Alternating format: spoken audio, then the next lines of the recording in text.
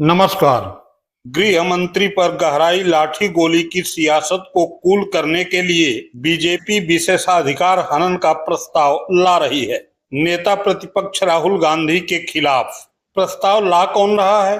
BJP के सांसद अनुराग ठाकुर। लेकिन दुर्भाग्य ये है कि आज कांग्रेस पार्टी के नेता सदन के अंदर आपत्तिजनक भाषा का उपयोग करते हैं और मनगढ़ंत एलिगेशंस लगाते हैं जो नियमों के खिलाफ है।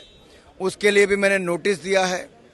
Rule of procedure and conduct of business Lok Sabha के रूल 222 को देखते हुए और रूल 223 और उसके खिलाफ मैंने स्पीकर साहब को कहा कि उसके ऊपर कार्रवाई करें। लेकिन देखिए, अंदर वो देश के गृह मंत्री के ऊपर झूठे आरोप राहुल गांधी जी लगाते हैं। प्रियंका जी अंदर मीडिया को पालतू कह देती हैं। बाहर आकर राहुल गांधी जी मीडिया को कहते हैं कि आप बीजेपी वाले हो और देश की पुलिस के ऊपर वो प्रश्न चिन्ह खड़ा करते हैं। ये एक ऐसा परिवार और पार्टी है जो अहंकार से भरा हुआ है। यह वही अनुराग ठाकुर हैं जिन्होंने दिल्ली की सड़कों पर खुलेआम नारा लगाया था और लगवाया था कि गोली मारो सालों को, गोली मारो सालों को, देश के गद्दारों को। पीछे तक आवाज आनी चाहिए, गिरिराज जी को सुनाई दे। देश के गद्दारों को, देश के गद्दारों को, देश के गद्दारों को। क्या तब किसी का विशेषाधिकार हनन नहीं हुआ था? सालों और गोली मारो देश के लिए अच्छे हैं। अनुराग ठाकुर ने गाली देते हुए एक वर्ग की हत्या की परिस्थिति पैदा की थी। राहुल गांधी ने तो महज इतना ही कहा है कि दिल्ली में लाठी और गोली का ऑर्डर गृह मंत्री अमित शाह ने दिया। अगर नहीं दिया तो अमित शाह को बताना चाहिए कि दिल्ली में जेएनजी के ऊपर लाठी गोली चलाने का ऑर्डर किसने दिया, क्योंकि दिल्ली में लाठी और पैलेट गन से गोली तो चली है, ये सच है। इसकी वीडियो है और केंद्र शासित राज्य होने के नाते दिल्ली की कानून व्यवस्था गृह मंत्री अमित शाह के पास है।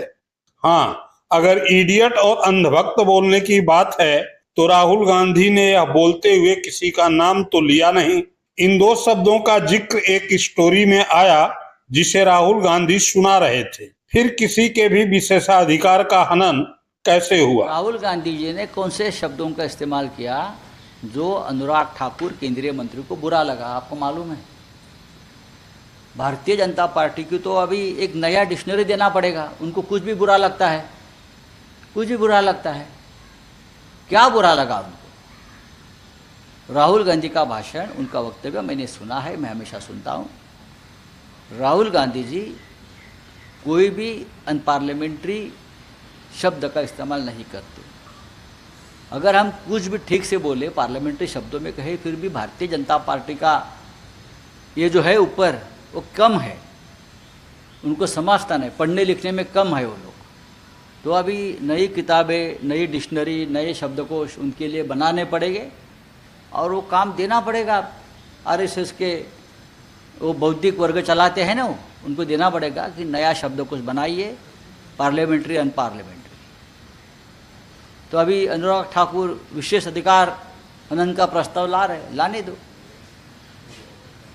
कोई चिंता नहीं। चलिए मान लेते हैं कि राहुल गांधी ने जो शब्द बोले वह असंसदीय थे, लेकिन क्या यह कम है कि राहुल गांधी जेएनजी के सवाल पर संसद में बोले?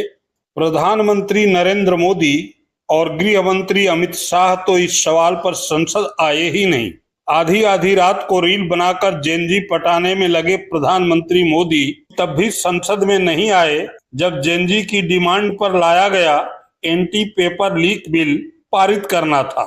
इस बिल को पारित कराने के लिए वोट का जो विशेषाधिकार मोदी को मिला है उसका तक उन्होंने उपयोग नहीं किया। ध्वनि मत से ही सही, पारित बिल में मोदी ने अपनी ध्वनि तक का योगदान नहीं दिया। मोदी तो मोदी, अमित शाह भी एंटी पेपर लीक बिल से दूर रहे, संसद आए ही नहीं। क्या टैक्स पेयर के पैसे से मात्र राहुल गांधी को सैलरी दी जाती है, मोदी और शाह को नहीं? संसद नहीं चलती है तो गोदी मीडिया बताता है कि रोज करोड़ों रुपए बर्बाद हो रहा है, बर्बादी का ठिकरा गोदी मीडिया राहुल गांधी पर फोड़ता है। और अब जब संसद चल रही है और मोदी शाह गायब हैं, तो गोदी मीडिया को सांप सूंघ गया है। क्या टैक्स पेयर को यह जानने का अधिकार नहीं है कि उसके पैसे से लाखों की सैलरी और भत्ता लेने वाले प्रधानमंत्री और गृह मंत्री संसद से अब्सेंट क्यों हैं? और इसी सवाल को बल देने के लिए जब राहुल गांधी बोलते हैं तो विशेषाधिकार का नोटिस देकर डराने का प्रयास किया जाता है। दरअसल मोदी जी के चाणक्य अमित शाह राहुल गांधी के चक्रव्यूह में फंस गए हैं और बीजेपी उस चक्रव्यूह से अमित शाह के फंसे होने से ध्यान हटाने के लिए तरह तरह के हथकंडे अपना रही है। और उसी हथकंडों में से एक है संसद में राहुल गांधी के खिलाफ विशेषाधिकार का नोटिस। मोशन तो माननीय अमित शाह जी के खिलाफ होना चाहिए।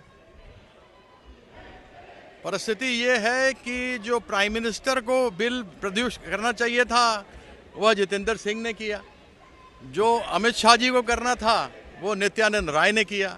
बड़े मियाँ तो बड़े मियाँ, छोटे मियाँ सुभान अल्लाह। तो प्रिविलेज मोशन किसी के खिलाफ ले आने से तो कुछ होता नहीं है ना। प्रश्न ये है कि ये अपने मर्जी से पार्लियामेंट चलाते हैं, अपने मर्जी से जो चाहते हैं वो डिबेट तय करते हैं। पहले स्पीकर साहब ने कहा था कि जो ये बिल आ रहा है कि इसके ऊपर कोई भी आगे एग्जामिनेशन में है किसी प्रकार की गड़बड़ी नहीं होगी, उस पर आप कुछ भी चर्चा कर सकते हैं। वो उनका स्टेटमेंट है पार्लियामेंट में, उसमें ये बात रखी है। जो गोली चली है दूसरी हुई, जब वहाँ गए तो उन्होंने कहा नहीं, केवल बिल पर बोलिए। यह चाहे जो मर्जी बोलें, जवाहरलाल नेहरू को अय्याश बोल दें तो वो रिकॉर्ड में रहे, क्या वो असंसदीय नहीं है? तो इनकी मर्जी से जो चलता है चलता है। प्रिविलेज मोशन तो बीजेपी के हर एक एमपी के ऊपर आना चाहिए। अब मैंने ये कहा बड़े मियाँ तो बड़े मियाँ, छोटे मियाँ सुभान अल्लाह, अब दोनों ही नहीं आ रहे पार्लियामेंट में। बड़े मियाँ तो आते ही नहीं थे और छोटे मियाँ आ ही नहीं रहे हैं। क्या है, कुछ खिचड़ी पक रही है क्या? क्या उनके लिए किया गया? ये तो एक स्पीच है, किसी के लिए किया गया है क्या? लगता है कि तीर निशाने पर बैठ गई। किसको ये वो समझते हैं कि इडियट है? अनुराग ठाकुर जी या बीजेपी के लोग जो हंगामा कर रहे हैं, अपने पार्टी के किस नेता को मूर्ख समझते हैं? ये वो बताएं। नाम तो राहुल गांधी जी ने लिया नहीं। और जो अंधभक्त है, अंधभक्त कौन है? नाम नहीं लिया है। तो फिर क्यों परेशान हैं? इसके मतलब ये समझते हैं कि इन्होंने अंधभक्त पैदा किया और अंधभक्तों के नेता कौन है सब जानते हैं, इसलिए इन्हें दर्द है। उस प्रिविलेज मोशन में कुछ दम है ही नहीं, कोई नाम है ही नहीं।